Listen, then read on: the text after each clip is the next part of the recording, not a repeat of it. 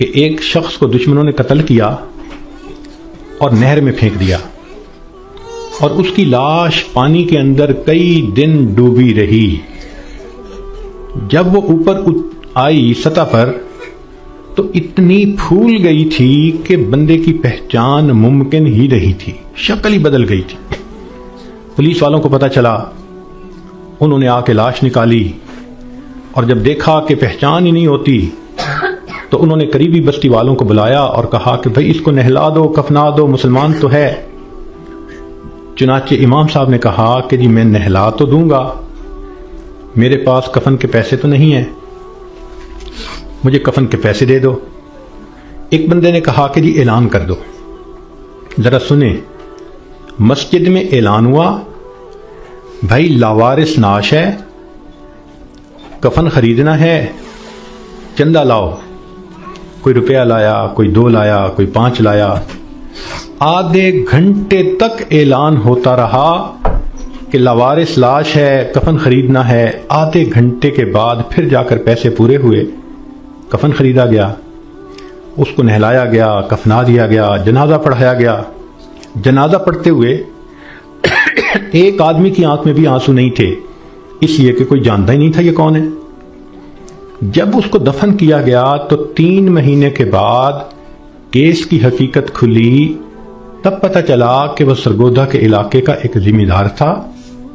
4 مربع اس کے باغات تھے، کروڑوں کی سالانہ آمدنی تھی، کوئی 6 کروڑ روپیہ اس کے بینک بیلنس کے طور پہ موجود تھا، اور اس کے 4 جوان العمر بیٹے تھے۔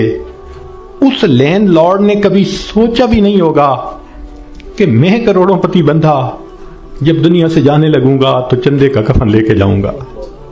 اس کو کہتے ہیں وارث مان نہ کری وارثاں دا، رب بے وارثا کر مار دئی۔ کہ وارث تم اپنے وارثوں کا مان نہ کرنا، اللہ بندے کو لاوارث کر کے مار دیتے ہیں۔ ہمیں کیا پتا کس حال میں موت آئے گی، آج وقت ہے اس موت کی تیاری کرنے کا۔ اس لیے امام غزالی رحمۃ اللہ علیہ فرماتے ہیں، اے دوست تجھے کیا معلوم کہ بازار میں وہ کپڑا پہنچ چکا ہو جسے تیرا کفن بننا ہے۔ ہم نہیں جانتے کب ہمارا کفن بازار میں آ جائے گا۔ لوگ یعنی شادی اور بیاہ میں مشغول ہوتے ہیں اور ان کو نہیں پتا ہوتا ان کے کفن کا کپڑا پہنچ چکا ہوتا ہے۔ اس لیے چاہیے کہ ہم موت کی تیاری کریں، نیکی کریں، جھوٹ کی زندگی سے بچیں، سچ کی زندگی کو اختیار کریں، نبی علیہ السلام کی ایک ایک سنت کو اپنائیں تاکہ موت کے لیے ہم بھی تیار رہیں۔ کیا معلوم کب جانا پڑ جائے۔ ہمارا حال تو وہی ہے کہ بارات پہنچ گئی تھی اور لڑکی والے لڑکی کے کان سلوانے گئے ہوئے تھے کہ جی ہم نے کانوں میں بالیاں ڈالنی ہیں۔ جیسے اس لڑکی والوں کو شرمندگی ہوئی، وہی حال ہمارا ہے کہ ملک الموت پہنچ جائیں گے اور ہم نے ابھی تیاری ہی نہیں کی ہوگی۔ ہم نے کتنی بار آنکھوں سے دیکھا جوان العمر بیٹا چارپائی کے اوپر لیٹا ہوا ہوتا ہے، ماں آگے بڑھتی ہے، بیٹے تجھے کیا ہوا، مجھے بتاؤ تو صحیح۔ بیٹا خاموش ہوتا ہے، ماں رو کر کہتی ہے بیٹے تم تو میری ہر بات پہ لبیک کہا کرتے تھے، تم میرے اتنے فرما بردار بیٹے تھے، کیا ہوا؟ بیٹا اپنی اماں سے نہیں روٹھا کرتے، نہیں خفا ہوتے، بتاؤ تمہیں کیا ہوا؟ بچہ خاموش ہوتا ہے، بالآخر بیوی آگے بڑھتی ہے، میرے سرتاج، میرے ہمراز، مجھے تو بتائیے کیا ہوا؟ اگر آپ میری کسی بات پہ خفا ہیں میں آپ سے سوری کر لیتی ہوں، معافی مانگ لیتی ہوں، مجھے بتائیں کیا ہوا؟ نوجوان خاموش ہوتا ہے، بہن آگے بڑھتی ہے، میرے ویر مجھے بتائیں تو صحیح کیا ہوا؟ خاموش ہوتا ہے، بہن کہتی ہے کہ مجھے بتائیں، میں ابھی ڈاکٹر کو بلواتی ہوں، مگر جوان کوئی جواب نہیں دیتا۔ بیٹی آگے بڑھتی ہے، ابو مجھے بتائیں تو صحیح کیا ہوا؟ ابو میں آپ کی بیٹی ہوں، میں آپ کی خدمت کے لیے 24 گھنٹے حاضر ہوں، کچھ کھانا ہے یا پینا ہے مجھے بتائیے، کوئی کام ہے مجھے بتا دیجئے، ابو مجھے بتائیں تو صحیح کیا ہوا؟ باپ خاموش ہوتا ہے، بیٹی روتی رہ جاتی ہے، ماں پھر آگے بڑھتی ہے، بیٹے میں نے کال کر دی ہے، ابھی ڈاکٹر کو بلواؤں گی، تمہارا علاج کرواؤں گی۔ بیٹا خاموش ہوتا ہے، اسی خاموشی کی حالت میں ماں دیکھتی ہے، آنکھیں کھلی رہ گئیں، روح نکل گئی، وہ اپنے کانپتے ہاتھوں کے ساتھ جوان بیٹے کی آنکھوں کو انگوٹھے رکھ دیتی ہے۔ اس ماں نے کبھی سوچا بھی نہ تھا میں بڑھاپے میں جوان بیٹے کی آنکھیں بند کروں گی۔ جب بچے کی روح نکل جاتی ہے، سب رو رہے ہوتے ہیں، کہنا شروع کر دیتے ہیں میت کو فلاں کپڑے میں رکھ دو، تھوڑی دیر پہلے یہ کسی کا باپ تھا، یہ نوجوان کسی کا بیٹا تھا، کسی کا بھائی تھا، کسی کا خاوند تھا، اب کیا ہوا؟ سب نے اس کو میت میت کہنا شروع کر دیا۔ تو جواب ملے گا اصلی انسان تو چلا گیا، یہ اس کا جسم باقی ہے، اس کو بھی ہم اس کے اصلی گھر پہنچائیں گے۔ چنانچہ اس کو نہلا دیا جاتا ہے، کفنا دیا جاتا ہے اور جنازے کا اعلان کر دیا جاتا ہے۔ اس کو لینے کے لیے کئی رشتہ دار کمرے کے اندر آ جاتے ہیں۔ بھئی تم کیوں آئے ہو؟ ہم اس کو اس کے اصلی گھر پہنچانے کے لیے۔ بھئی یہ گھر بھی تو اسی کا تھا، اسی نے پلاٹ خریدا، اسی نے نقشے بنوائے، اسی نے کمرہ بنوایا، اسی نے یہ مکان بنوایا، ماربل لگوایا، کہاں کہاں سے فرنیچر ڈھونڈا، کہاں کہاں سے بجلی کی فٹنگ خرید کے لایا، ابھی تو دیواریں بھی میلی نہیں ہوئی، تم اس کو لینے آ گئے ہو۔ سب کہیں گے یہ تو عارضی گھر تھا، اصلی گھر تو آگے ہے، 2 گز زمین کا ٹکڑا، چھوٹا سا تیرا گھر ہے۔ سب اس کو کندھوں پہ اٹھا لیتے ہیں، رشتہ دار جمع ہیں، سب قبرستان تک پہنچ جاتے ہیں، جنازہ پڑھتے ہیں، پھر قبر میں اتارنے کا وقت آتا ہے۔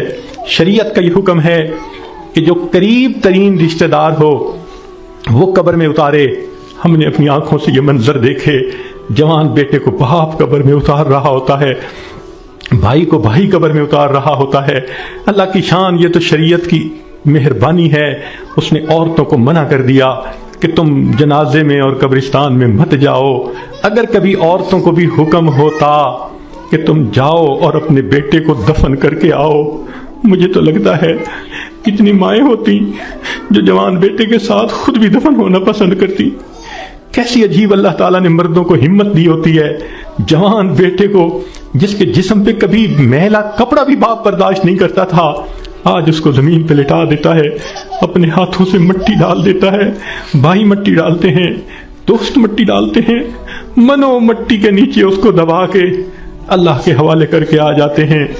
جب اللہ کے حوالے ہونا ہی ہے، اے انسان تو اپنے آپ کو آج اللہ کے حوالے کر دے۔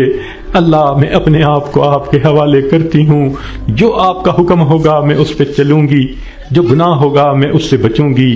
آج حوالے کریں گے تو اس کا فائدہ ہوگا۔ چنانچہ انسان کو بالآخر اللہ کے حضور جانا ہی ہے۔ حضرت علی عنہ فرمایا کرتے تھے موت کی تکلیف کینچیوں سے کتر دینے سے زیادہ سخت ہوتی ہے، موت کی تکلیف دیگ میں بھون دینے سے زیادہ سخت ہوتی ہے۔ اگر موت کی تکلیف کا اندازہ لگانا ہو تو آپ عورتوں کو تو بہت آسانی سے لگ سکتا ہے۔ کئی مرتبہ آگ پہ کھانا بناتے ہوئے آپ کی انگلی جلی ہوگی، کتنے دن اس کی تکلیف رہتی ہے۔ کیوں کہ جہاں سے انگلی جلی وہاں کے گوشت سے روح سمٹ کر باقی جسم کے اندر آ گئی۔ اگر اتنی تھوڑی سی جگہ سے روح سمٹ گئی، اتنی تکلیف ہے، جب پورے جسم سے روح سمیٹ لی جائے گی اس وقت تکلیف کیا ہوگی، ذرا اس کو یاد کر لیجئے۔ آج وقت ہے ہم اس کی تیاری کر لیں، پھر موت کے وقت تکلیف ایسی نہیں ہوگی۔ چنانچہ حدیث پاک میں آتا ہے جب مومن کی موت کا وقت آتا ہے اللہ تعالیٰ ملک الموت کو بھیجتے ہیں، جنت کے فرشتوں کو بھی بھیجتے ہیں، وہ جنت کی خوشبوؤں کے رومال بھی لے کے آتے ہیں اور اس بندے کے سینے پہ خوشبوؤں والا رومال رکھ دیتے ہیں۔ اس بندے کو جنت کی خوشبو آتی ہے، اس کا دماغ معطر ہو جاتا ہے اور اس کی روح کو ایسے قبض کرتے ہیں جیسے مکھن میں سے بال نکال لیتے ہیں۔ جب اس کی روح کو لے کے چلے جاتے ہیں اللہ تعالیٰ فرشتوں کو حکم فرماتے ہیں دیکھو یہ میرا نیک بندہ تھا، روح کو قبض کر لیا گیا، اب جدھر سے اس کا جنازہ گزرے گا تم راستے کے دونوں طرف ادب سے کھڑے ہو جاؤ۔ سبحان اللہ، مومن کی کیا شان ہے، جہاں جہاں سے جنازہ گزرتا ہے فرشتے راستے کے دونوں طرف ادب سے کھڑے ہوتے ہیں۔ حدیث پاک میں آتا ہے جس جگہ یہ بیٹھ کر نماز پڑھتا تھا زمین کا وہ ٹکڑا رو رہا ہوتا ہے، جہاں قرآن پڑھا کرتا تھا زمین کا وہ حصہ رو رہا ہوتا ہے، آسمان کے وہ دروازے روتے ہیں جہاں سے اس کے لیے رزق اتارا جاتا تھا۔ سبحان اللہ، یہ اللہ کے عاشق کی موت ہے۔ اس لیے کہا گیا کہ عاشق کا جنازہ ہے، ذرا دھوم سے نکلے، محبوب کی گلیوں سے ذرا گھوم کے نکلے۔ یہ عاشق کا جنازہ جا رہا ہے، پھر اس کو جب دفن کیا جاتا ہے، حدیث پاک میں آتا ہے اللہ تعالیٰ فرشتوں کو فرماتے ہیں یہ میرا بندہ دنیا سے تھکا ماندہ آیا ہے، جاؤ اور اس کو جا کر کہہ دو نم کنومت العروس، دلہن کی نیند سو جا۔ فرشتہ آ کے خوشخبری دے دیتا ہے تم دلہن کی نیند سو جاؤ۔ یہاں محدثین نے نکتہ لکھا، یہ کیوں نہ کہا میٹھی نیند سو جاؤ، آرام کی نیند سو جاؤ، گہری نیند سو جاؤ، یہ کیوں کہا کہ دلہن کی نیند سو جاؤ؟ تو اس کا جواب انہوں نے یہ دیا کہ دلہن جب پہلی رات اپنے کمرے میں جا کر سوتی ہے اس کو وہی جگاتا ہے جو اس کا خاوند، اس کا محبوب ہوتا ہے۔ یہ مومن آج قبر میں دلہن کی نیند سو رہا ہے، کل قیامت کا دن جب ہوگا اس کو وہی جگائے گا جو اس کا محبوب حقیقی ہوگا۔ چنانچہ مومن قبر سے اٹھے گا، آواز آئے گی یا ایتھا النفس المطمئنہ ارجعی الی ربک راضیۃ مرضیہ فادخلی فی عبادی وادخلی جنتی۔ مومن کی آنکھ کھلے گی، اللہ تعالیٰ مسکرا کر اس کا استقبال کریں گے۔ یہ کیسا خوش نصیب انسان ہے کہ جس نے اچھی زندگی گزاری، آج یہ دنیا سے آخرت کی طرف کامیاب ہو کر چلا گیا۔ اللہ تعالیٰ ہمیں بھی ایسی کامیابی والی زندگی گزارنے کی توفیق عطا فرمائے۔ وآخر دعوانا ان الحمد للہ رب العالمین۔